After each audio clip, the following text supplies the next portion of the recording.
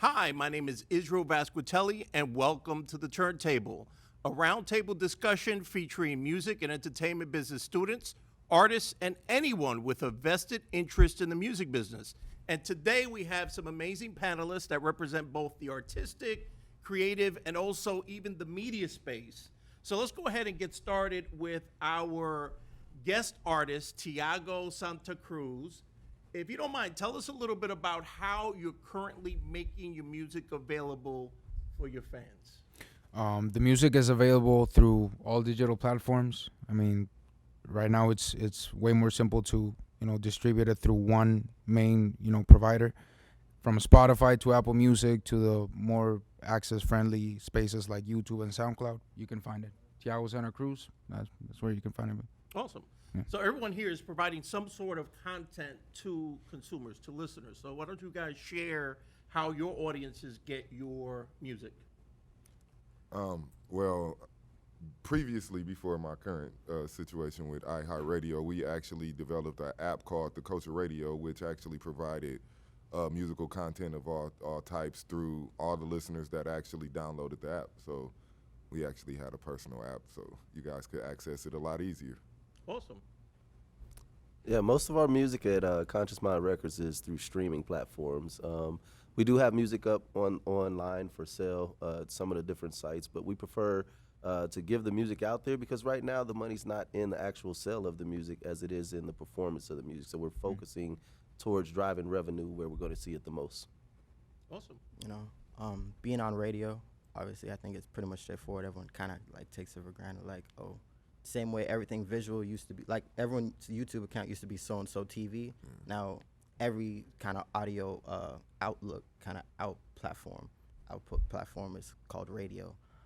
So in addition to being broadcast on FM, we're kind of going through a transitionary period where we want to incorporate more like podcast format, more long form sources of content, because that's what people are looking for. That's what's up right now. Nice. So Thomas, you mentioned that you do have physical product available online. However, obviously the barriers to entry into distribution are much more seamless in the digital space. Yes. That being said, I would be remiss if I didn't discuss physical consumption, especially in an environment where we continue to see growth in the vinyl space and even in outdated formats, maybe not so outdated like the cassette. There isn't really a week that doesn't go by that I don't get a link from an artist on Bandcamp. And obviously the music's available digitally, but they also have their music for sale. And a lot of times it's on cassette, I guess, because it costs a lot less money to make cassettes than vinyl. And there are people out there that collect those. Right. So, and as a matter of fact, just yesterday was interesting. There was an artist that has a pretty decent following in the hip hop space. And he literally said on Instagram, this record will not be available for streaming because my music is worth more than a piece of a penny. It's only available on my website for purchase. So why don't you all talk to me a little bit about your perspective on the physical mediums of music? And I'd love to start with our record label head, if you could talk a little bit about that. So the physical is always going to be there. It's always going to be a necessity, especially for the diehard fans that want to be able to say that they have something that's attainable, that's touchable for them, that brings them closer to their artists. And also when it comes to going to the shows and concerts, like you'll see a great rise in sales whenever we have shows or whenever we go on tour for the physical merchandise. But, the problem is everything, once it's online, it's for free. Like they don't have to go buy it. And so it becomes a choice that the consumer makes. Do I download it for free or do I listen to it for free? And then if I like them enough, then I'll spend my money on it. And so, I can't just hope that people ignore the streaming and want to spend their money. We have to look where the people are actually going. And, they're going to listen to it for free, but they're going to, if they really enjoy it, they're going to buy into it. Like, I ask my students when I'm teaching, how many of you have actually bought an album in the past year?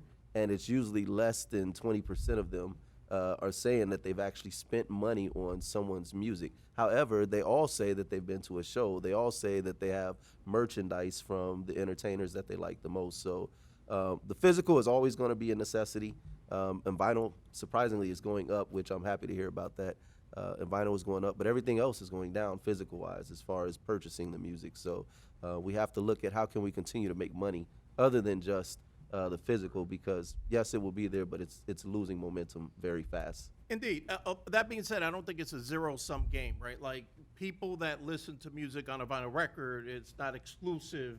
They're not exclusive to that format. They also stream music. Yes. So I'd love to get your thoughts. I mean, you're an artist, so what are your thoughts about physical product? Is that something you could see yourself making available to your fans in the future? Yeah, I think definitely. I mean, as he said, I agree with the fact that physical product is always going to be relevant, right? But I think physical product has shifted from, it being the music itself to more merchandise that people could use in their like daily spaces, like T-shirts, pins for their backpacks, and whatever it might be. So people are more likely to consume that, and that's valuable to the artist. I mean, I get it that investing money in the music, me as someone that has to get money out of pocket, I don't have any big investors behind me or anything like that influencing the creation of the music. So you might feel like you want to get your return from that specifically, but it's not really like might be a frustrating part of it, but it's something that you can take advantage of too, because something way simpler could actually be what gives you the return. Indeed. beyond the music. And today, with the technology at our fingertips, it really isn't the financial burden that it once was to make physical product available with all of these on-demand platforms that have popped up over the past, over a decade now. So what do you folks think? I mean, at this point, like me and I have currently an artist that I manage as well, and like what I found out about selling, as far as trying to sell content by itself, you have to find alternate means to actually sell that content. You know what I'm saying? Because just the music by itself isn't gonna. You're not gonna buy that physically at this point. You're not gonna just buy straight music. No CDs are really getting sold.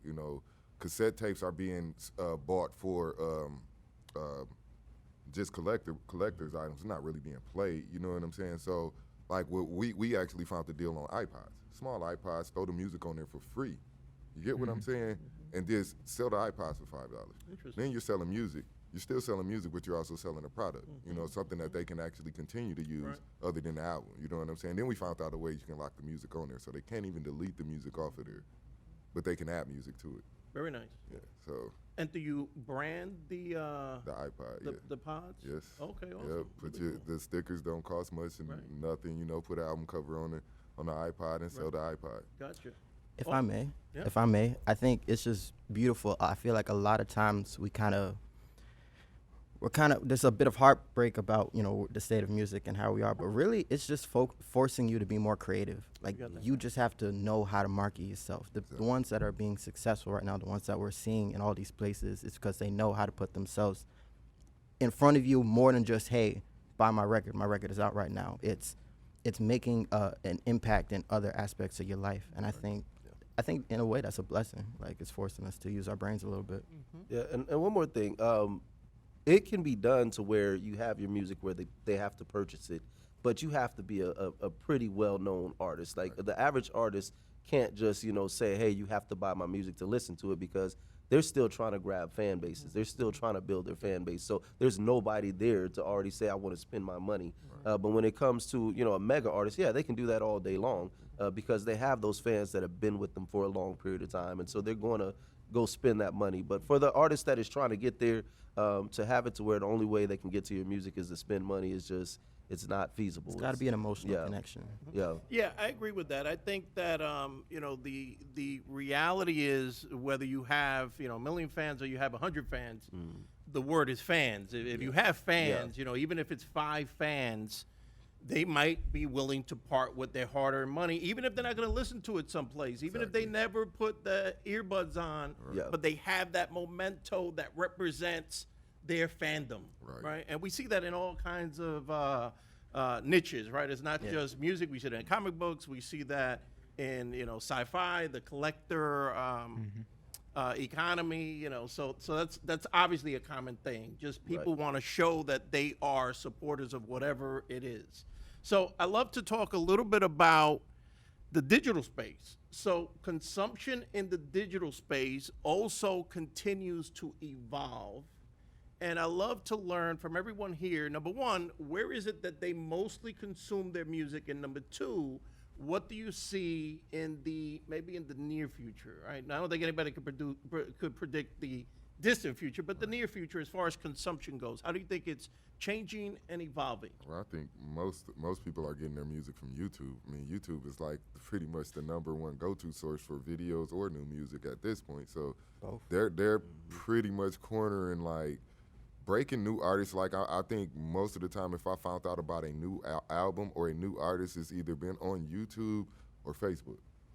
And I mean, those two avenues right there are becoming huge when it comes to, finding new artists, or finding out what's going on in the music industry. Considering the fact we don't have videos on TV anymore, right?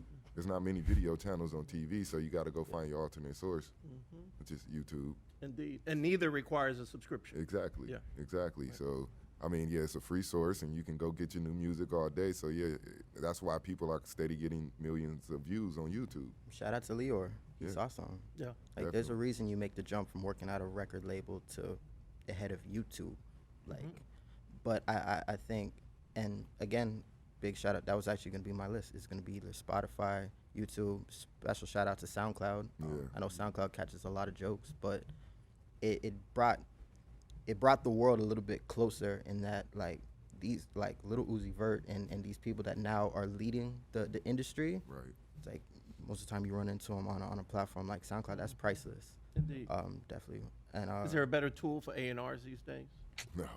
Not really. I mean, I also want to send a shout out to Instagram, though. Yeah. Because again, you go back to the visuals. People like being visually stimulated in addition to the music. Like, it's one thing to hear it, but if I may, that is a great point. Reason I say that is because, like, right now, I mean, versus like when I was coming up, like, visually, yeah, it was cool to see something visually, but we were more, we can visualize the music more without being able to see it. But now, if they don't see something visually, if there's not something visually there for them, they won't connect to it.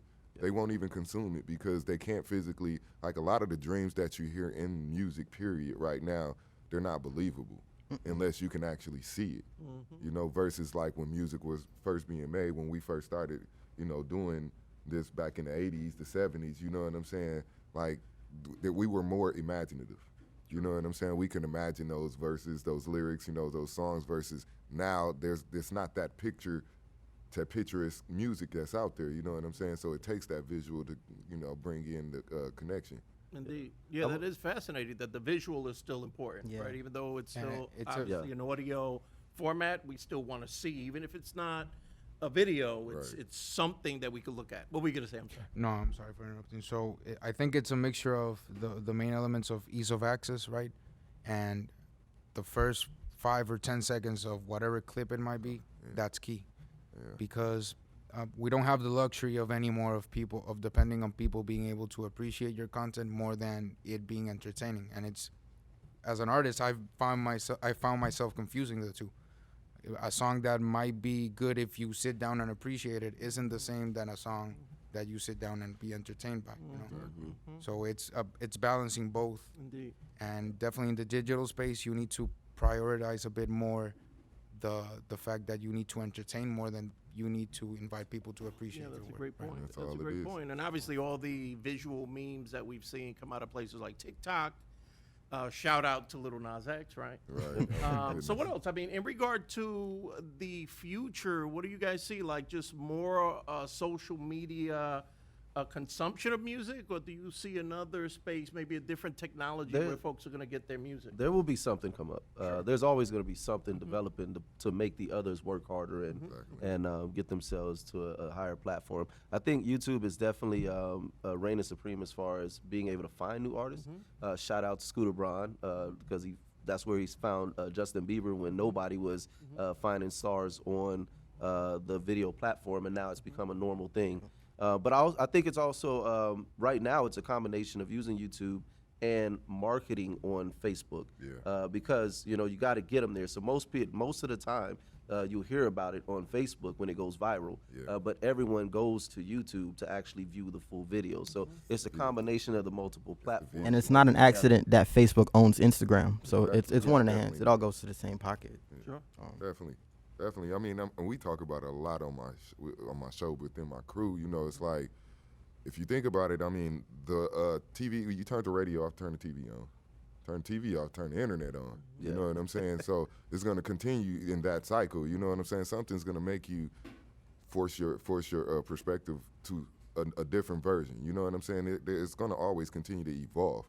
You know what I'm saying? The way we started off is light years away from where we are now. You know what I'm saying? We no longer have like 8-tracks and CDs, and you know, like we can go back and see the evolution itself. You know, and right now it's becoming less of a hand-to-hand exchange versus a virtual exchange. You know what I'm saying? And that's where the digital space is starting to take over. You know, I tend to think that in a while it's going to just be all digital. You know what I'm saying? I really think that FM stations may even go away in the long run because of the way that, like a lot of people right now in the U.S., we don't want to see our content filtered anymore. Yeah. We're becoming less and less like minded to listen to something filtered. Like, you know how many people, and like a lot of the kids I talk to, they say, I hate listening to the radio because there's too many bleeps.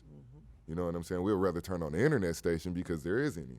You know what I'm saying? Forget an internet station. I'd rather pull out my Spotify and pull out my Bluetooth, sit in my car with my friends. Like, Exactly. I didn't get into radio until there was another reason for me to use radio, and then that's when it made sense. Like, all right, I guess I'm gonna hang out around this radio station. Right. You guys need me to sweep or whatever, because it's more about the community, and that's what I'm saying. I think there's gonna be some artists that realize that, like, oh, everything is visual. That means hand to hand just became more valuable. Like getting out there with my fans, you know, pulling up. Hey, I'm gonna be here at this time for an hour. Pull up and meet me. Right. Like, artists are starting to figure out, like, their presence, their physical presence is gonna be at a premium now. We just seen. Shout out to the west side of Orlando. We have an artist named KT who just put a project out. For the first day of school, he pulled up to the Foot Locker on the corner and, you know, I'm going to be here for an hour. Let me buy your kids some shoes. Those people that show up, like, they're going to rock with KT. Like, you're not going to be able to say nothing about KT to them. I love what you said, and that actually was a great segue to my next question regarding the viability and the future of radio, specifically terrestrial radio, traditional radio. And I love that you mentioned community, because ultimately, in my opinion, that's what it had always in the past been about. You know, what's happening locally versus what's happening, let's say we're here in Florida and New York. Yeah. Right? So talk to me about where you stand on the future of radio. You're a radio employee, so talk to me about that. Like, I mean, Versus, I just got employed by the #1 internet radio company in the world. Shout out to iHeart, if I can say that. But I mean, like, just being in that environment by itself, it's you can see where, because I've actually worked for FM radio before. You know what I'm saying? So the difference between the two is, for one, content. You see a lot of their jockeys are a little bit more comfortable in talking, and they don't worry about breaking SEC rules, you know, and worry about all of that. You know what I'm saying? So you start seeing more comfortable content, more relaxed content. You know what I'm saying? So yeah, you know, because you can't control that too much. You can't pretty much put a cap on that. That's why people like Joe Budden's podcast is doing phenomenal numbers.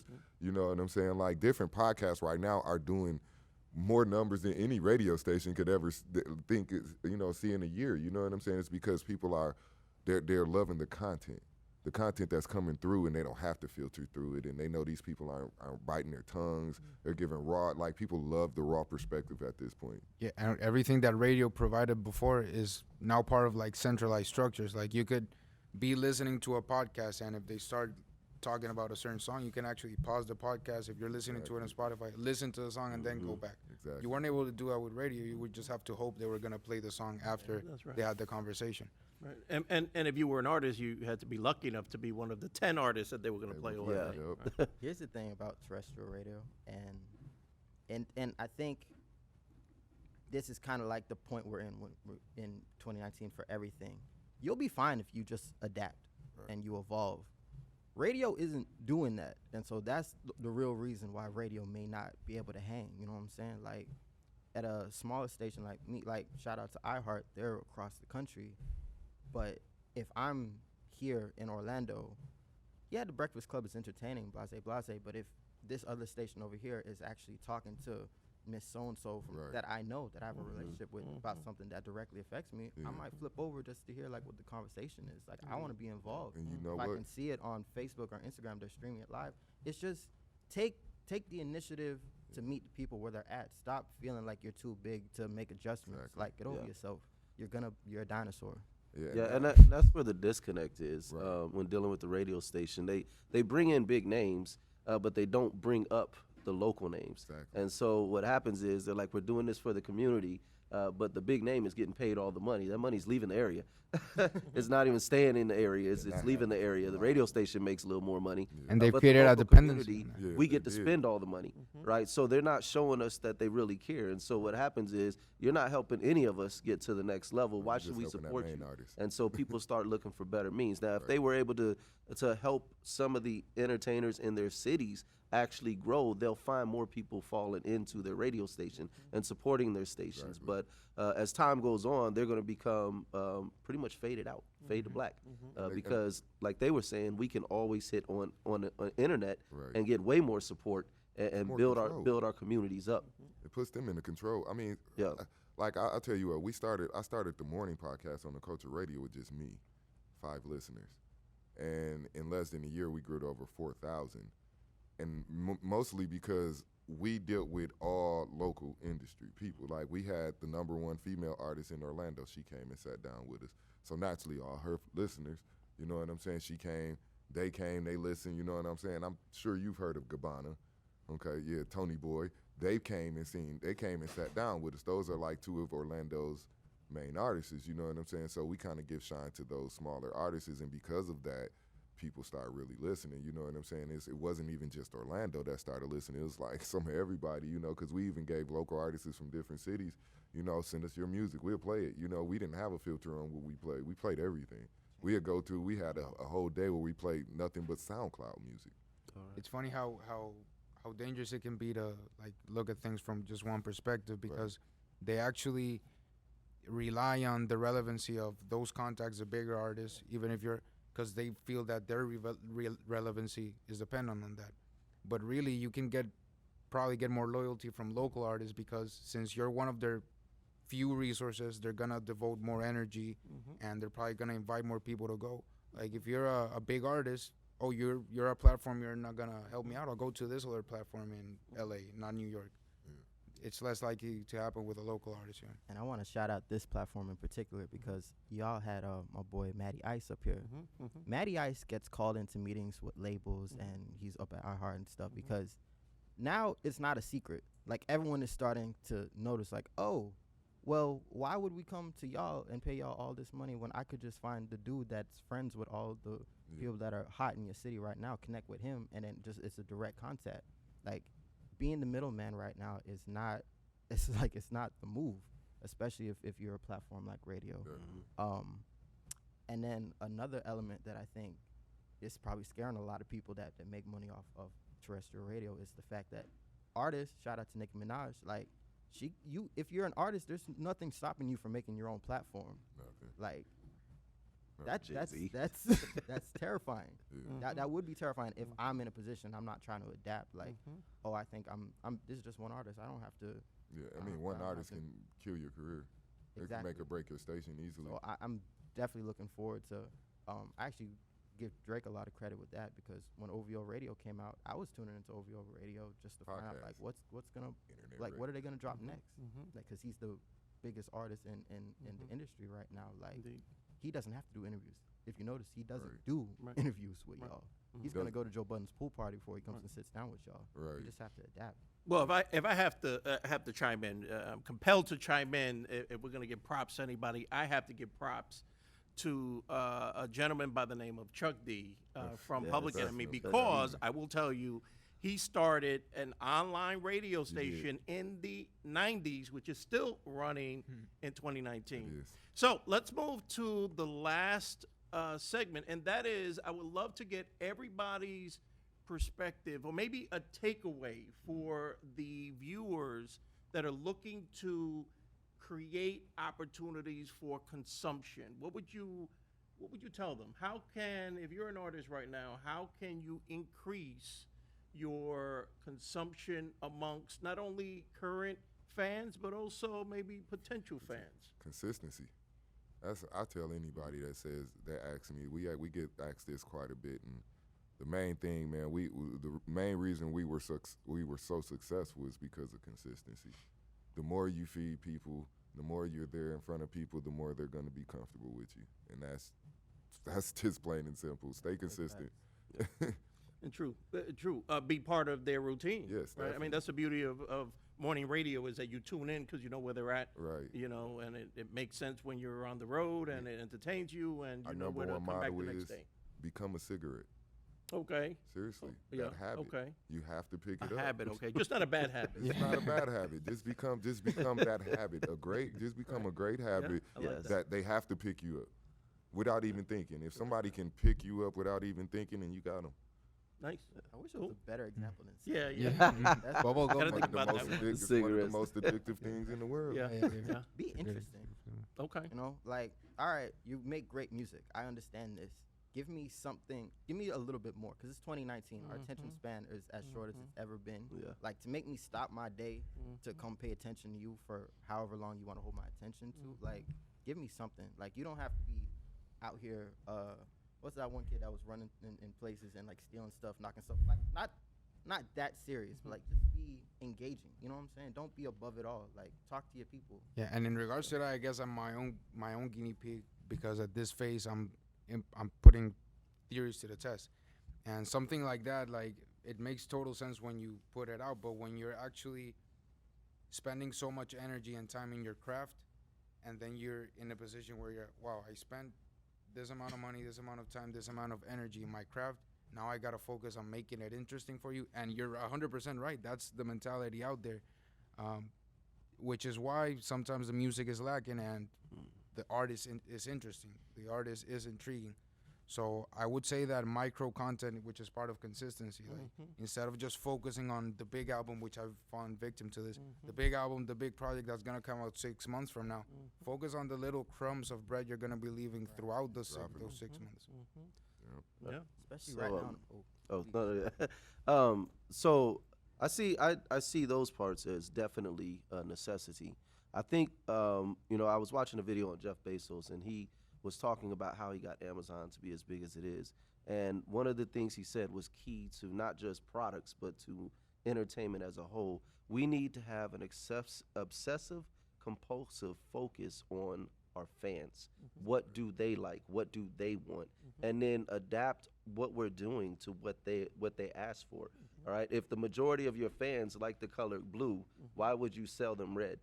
It makes no sense. So once you find out who your fans are, now you're not only saving money on marketing because you're not spending money hoping you can grab the right people. You're hitting directly on those who already stated they like something similar to yours, or they love what you're doing itself. And then you can build upon that because they're telling you what they like. The fans will tell you. They'll let you know whether or not it's a good song by how they react when you're on stage or by the numbers in the sales. The sales don't lie. But in the end, if you don't know what they want, they're not going to come buy it. They're not going to come get it. You have to figure out who your fans are specifically and give them what they need. Indeed. Know your audience, right? Know your All right, audience. this is 101. Who do we have left? Did you give us a takeaway? I did. Okay. You have one more takeaway? DJ. Okay. Like, don't be afraid to network, and don't think you're better than the DJ working at the coffee shop or the open mics or whatever, because DJs talk. And to have someone that's advocating for you because you showed his a craft or respect that it deserves, like, that's gonna go a long way. A lot of these artists we call them weird, you know what I'm saying, because you're so locked in, like, That's part of being an artist. exactly. But it's like, DJs are artists too, you know what I'm saying? And I'm up here, like, I have to advocate for the DJs, because that's the reason why Atlanta is so big right now, is because there's a lot of DJs in Atlanta behind the scenes moving these records, and then you hear them for the first time because he called his homeboy in Florida or he called his homeboy in New York, blase, and that's how your record gets legs. Awesome. Respect to the DJs. Respect Respect to to DJs. And on that note, Yes.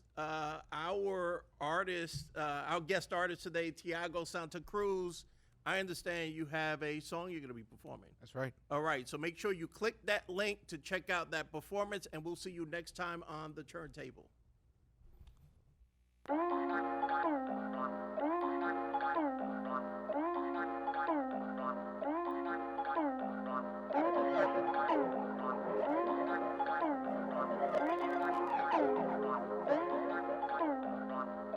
corro con lo que me pagan.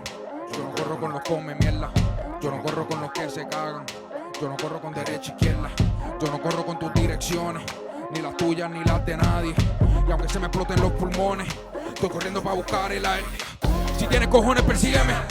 Si tienes cojones, persígueme. Si tienes cojones, persígueme.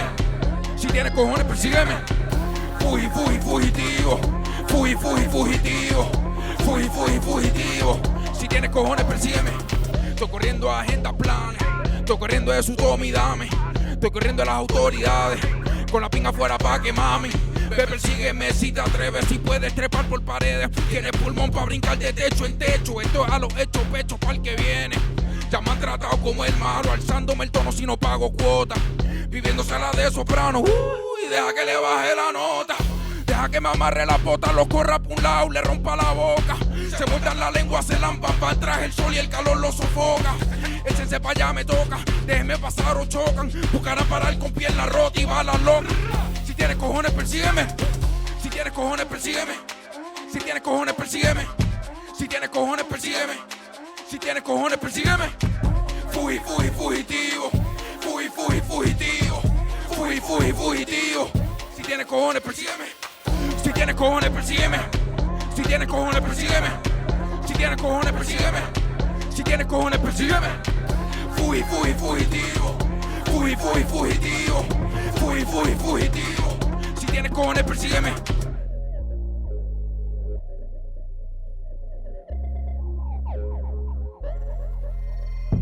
Corro liviano, pero mis pasos pesan, mis huellas cosechan siembra.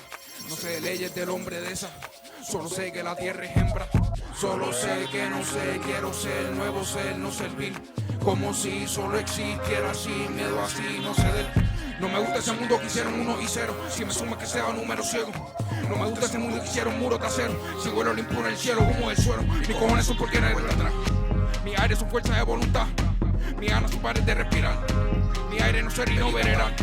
Mi crimen es ser y no veredal. Brinqué su pared y me liberé. Brinqué su pared y me liberé. Si tienes cojones, persígueme.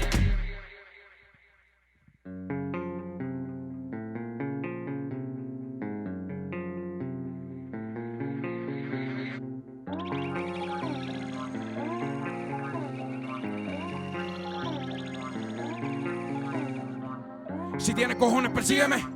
Si tienes cojones, persígueme. Si tienes cojones, persígueme. Si tienes cojones, persígueme. Si tienes cojones, fugitivo. Fugitivo. Fugitivo. Fugitivo. Fugitivo. Fugitivo. Fugitivo. Fugitivo.